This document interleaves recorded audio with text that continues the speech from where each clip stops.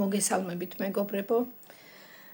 დღეს მინდა ჩავწერო ჩვენი ძველი პაციენტი, რომელსაც მრავალი წლის განმავლობაში რამოდენიმეჯერ მოუწია ჩვენთან ვიზიტი. მისი დიაგნოზი გახლავთ რევმატიული პოლიართრიტი.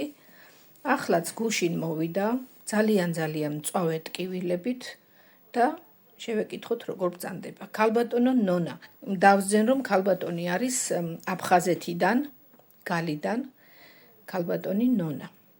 ასაკი შემახსენეთ 63 წლის. აბა მოგვიყევით ძალიან მოკლედ თქვენ შესახებ.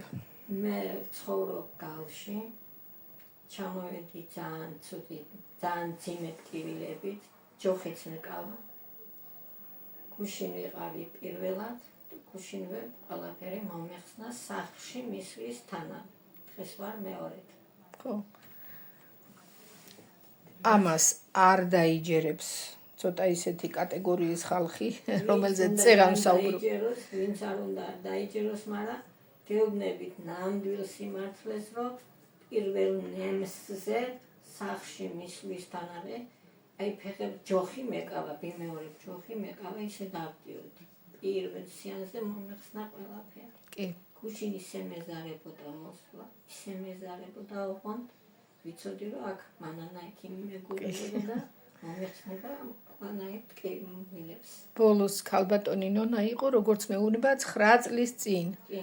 და 9 წელი კარგად გრძნობდა თავს კურნალობის შემდეგ, ეხლა გავცივდიო თუ რა მოგივიდათ, რატო ვირუსმა გაუმწავა, ხო. დავამატებ, რომ ქალბატონს აწუხებს მუხლის სახსრები, კისრის და მხრების არე, კოჭწვის სახსრები და ყველა კუნთი.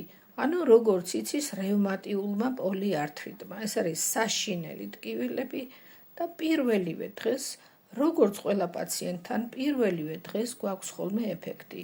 ჩემი პრინციპი არის ასეთი, შეგახსენებთ, პაციენტს თუ 2 დღეში არ აქვს გაუმჯობესება, მე იქ არც გავაგრძელებ მუშაობას.